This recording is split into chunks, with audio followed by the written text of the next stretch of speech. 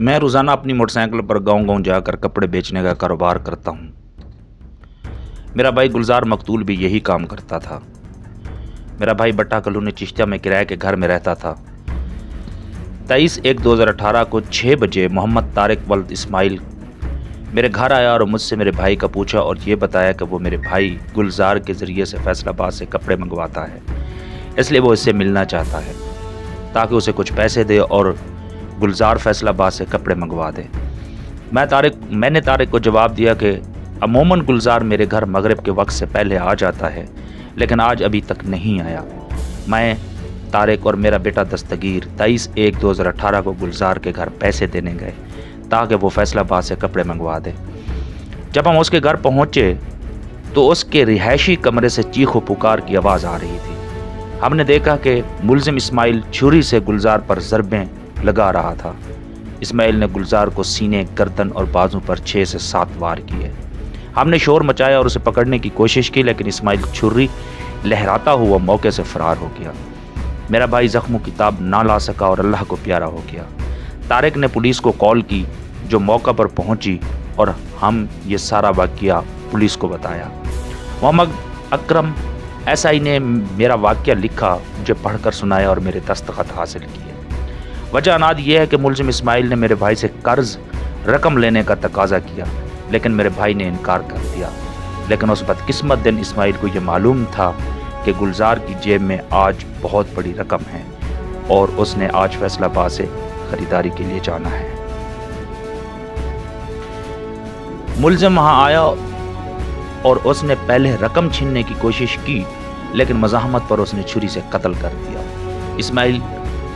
इस्माइल ने मेरे भाई का बेगुनाह कत्ल किया है, इसलिए उसे सख्त सज़ा देनी चाहिए।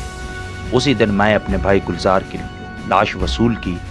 तफ्तीशी ने जिसकी रसीद बनाई, जिस पर मेरे दस्तखत हैं। ये वो बयान था जो मकतूल के भाई ने पुलिस को दिया। मुकदमे की तफ्तीश शुरू हुई और 5/2/18 को मुलजिम गिरफ्तार हुआ।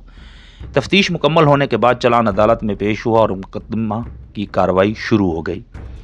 अदालत ने 9/3/2020 को इस्माइल पर फर्द जुर्म ऐद की, जिस पर मुलजिम ने सिहत जुर्म से इनकार किया और मुकदमे की कार्रवाई का मुतालबा किया। इस्तग़ासा यानी मुद्दाई ने अपना मुकदमा साबित करने के लिए 11 गवाहान पेश किए। इस मुकदमा के 3 चश्मदीद गवाहान इरशाद, तारिक और दस्तगीर की ज़बानी शहादत कलम बंद हुई और अकरम SI ने बयान किया कि 23/1/2018 को मौके वारदात पर पहुंचा और इरशाद का ज़बानी बयान कलम बंद किया। रियाज ASI ने अदालत के सामने कहा कि उसने 23/1/2018 को पर्चा दर्ज किया और महबूब मंजूर कांस्टेबल ने बयान दिया कि उसने 23/1/2018 को मकतूल की लाश अस्पताल लेकर गया और मकतूल के आखिरी पहने हुए कपड़े वसूल किए। डॉक्टर जिसने पोस्टमार्टम किया था उसकी शहादत भी रिकॉर्ड की गई। डॉक्टर के मुताबिक मकतूल के जिस्म पर 9 किस्म के ज़ख्म थे, जिनमें 3 ज़ख्म मुहलिक साबित हुए। मुद्दई यानी इस्तग़ासा की शहादत ख़त्म होने के बाद अदालत ने मुलजिम का बयान रिकॉर्ड किया, जिसमें उसने खुद को बेगुनाह कहा। लेकिन 28/1/2019 को सेशन जज ने तमाम सबूतों और गवाहों के बयानात को मद्देनज़र रखते हुए मुलजिम इस्माइल को ज़ेर दफ़ा 302 ताज़ीरात पाकिस्तान फांसी की सज़ा सुना दी और उसके साथ मकतूल के लवाहिकीन को 2 लाख जुर्माना अदा करने का हुक्म सुनाया। मुलजिम क्योंकि अपने आप को बेगुनाह समझता था, इसलिए उसने इस सज़ा के खिलाफ हाई कोर्ट में अपील दायर कर दी। 28/10/2021 को हाई कोर्ट में मुकदमे की समाअत हुई, जहां मुलजिम इस्माइल के वकील ने अदालत के सामने यह दलाइल दिए कि यह सारा केस झूठ पर मबनी है। मुद्दई ये केस साबित करने में नाकाम रहा। मुद्दई कोई काबिल कबूल शहादत पेश नहीं कर सका। चश्मदीद गवाहान इरशाद, तारिक और दस्तगीर की शहादत इसलिए काबिल कबूल नहीं है और ना ही इन पर इतबार किया जा सकता है। जो बरामदगियाँ हुई उनमें प्रोसीजरल खामियां पाई जाती हैं, जिनकी कोई कानूनी अहमियत नहीं है। जबकि सरकारी और मुद्दई के वकील ने दलाइल देते हुए कहा कि मुकदमा बगैर किसी शक व शुबा के साबित हो चुका है। मेडिकल शहादत भी मुद्दई के बयान की तायीद करती है। तीनों चश्मदीद गवाहान के बयान एक दूसरे से मुताबिकत रखते हैं। आला कत्ल की बरामदगी भी मुलजिम से हुई। یہ بھی گواہان کے بیان کو سچ ثابت کرتی ہے۔ سرکاری وکیل نے اس بنیاد پر ملزم کی اپیل خارج کرنے کی درخواست کی۔ ہائی کورٹ نے مثل مقدمہ کا معائنہ کرنے کے بعد اور تمام شہادتوں کو مد نظر رکھتے ہوئے اس نتیجے پر پہنچی کہ مدعی کا سارا کیس 3 گواہوں کے بیانات کے گرد گھومتا ہے۔ 3 چشمدید گواہ مقتول کے قریبی رشتہ دار ہیں۔ ایک مقتول کا بھائی ہے، ایک سالہ اور ایک بھتیجا۔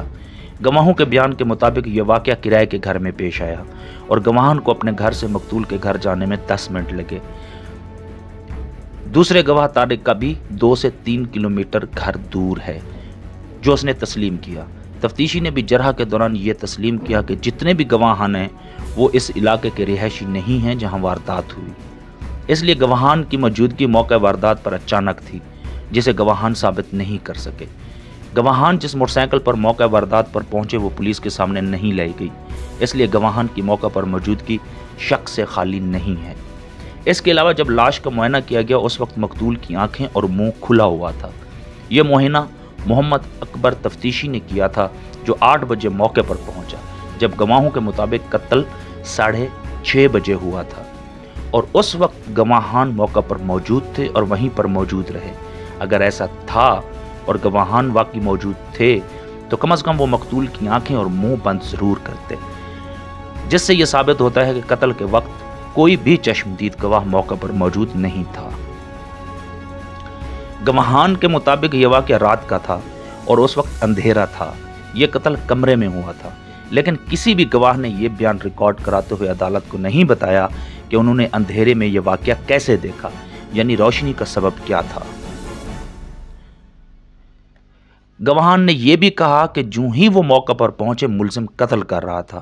یہ بات بھی شک سے خالی نہیں ہے کہ ایک قاتل ان کے پہنچنے کا انتظار کر رہا تھا۔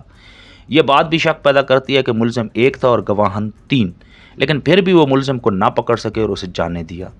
ڈاکٹر نے موت اور پوسٹ مارٹم کے درمیان جو وقت بتایا وہ 6 گھنٹے تھا، اور ڈاکٹر نے یہ بھی مشاہدہ کیا کہ جسم پر ریگر مورٹس موجود تھا، لیکن پوسٹ مارٹم کے وقت یہ مکمل واضح نہیں تھا۔ میڈیکل سائنس کے مطابق ریگر مورٹس موت کے 2 سے 4 گھنٹے کے درمیان شروع ہوتا ہے اور 12 گھنٹوں میں اپنے عروج پر ہوتا ہے، اور اگلے 12 گھنٹوں میں وہ ختم ہونا شروع ہو جاتا ہے۔ ڈاکٹر کے بیان اور میڈیکل سائنس کے اصول کو سامنے رکھتے ہوئے عدالت اس نتیجے پر پہنچی کہ پوسٹ مارٹم جان بوجھ کر دیر سے کرایا گیا اور اس کی کوئی ٹھوس وجہ نہیں بتائی گئی۔ چشمدید گواہوں کا یہ کہنا کہ انہوں نے یہ واقعہ اپنی آنکھوں سے دیکھا ہے، ان شہادتوں سے نفی ہوتی ہے۔ ان تمام باتوں سے یہ ثابت ہوتا ہے کہ گواہان موقع پر موجود نہیں تھے۔ استغاثہ کا یہ کہنا کہ اعلیٰ قتل کی برآمدگی ملزم سے ہوئی تھی، اس کی بھی کوئی قانونی حیثیت نہیں، کیونکہ تفتیشی نے خود کہا کہ اس نے جب اور جس جگہ سے چھری برآمد کی اس وقت کسی بھی غیر جانبدار گواہ کو ساتھ نہیں لیا تھا۔ سیکشن 103 ضابطہ فوجداری کی کھلی خلاف ورزی ہے۔ غلام دستگیر چشمدید گواہ نے جرح کے دوران یہ کہا کہ جب چھری برآمد ہوئی تو بہت سارے لوگ اکٹھے ہو گئے تھے، لیکن تفتیشی نے کسی کا بھی بیان ریکارڈ نہیں کیا۔ اس کے علاوہ چھری کی برآمدگی سے لے کر فورینسک لیبارٹری تک اسے بھیجنا بھی شک سے خالی نہیں ہے۔ اس کے علاوہ جب ہم زبانی شہادت کو غیر یقینی کہہ چکے ہیں تو چھری کی برآمدگی کوئی معنی نہیں رکھتی، کیونکہ یہ شہادت کا اصول ہے۔ میڈیکل شہادت صرف تائیدی شہادت ہے، اس لیے جب زبانی شہادت ہی جھوٹی ہو تو تائیدی شہادت کی کوئی حیثیت نہیں ہوتی۔ سرکاری وکیل نے یہ کہا کہ وجہ عناد موٹیو ثابت ہوتا ہے اور یہ زبانی شہادت کی تائید بھی کرتا ہے۔ وجہ عناد یہ ہے کہ ملزم اسماعیل نے میرے بھائی سے قرض لینے کا تقاضا کیا، لیکن میرے بھائی نے انکار کر دیا، لیکن اس بدقسمت دن اسماعیل کو یہ معلوم تھا کہ گلزار کی جیب میں آج بہت بڑی رقم ہے اور اس نے فیصل آباد خریداری کے لیے جانا ہے۔ لیکن تینوں چشمدید گواہوں نے جرح کے دوران یہ بات تسلیم کی کہ جب انہوں نے گلزار مقتول کی لاش کو چیک کیا تو اس کے پاس کوئی رقم موجود نہیں تھی، اور یہ بات ریکارڈ پر ثابت ہو چکی ہے کہ قتل کے وقت مقتول کے پاس کوئی رقم موجود نہیں تھی۔ اس لیے گواہوں کی یہ کہانی کہ اسماعیل نے یہ قتل پیسوں کے لیے کیا سراسر جھوٹ پر مبنی ہے۔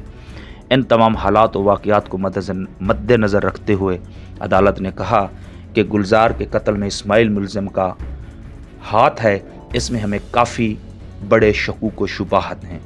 ये कानून का असूल है कि शक का फ़ायदा देने के लिए ज़रूरी नहीं है कि बहुत सारे वाक़यात हों, एक गैर यकीनी वाक़या भी काफ़ी होता है।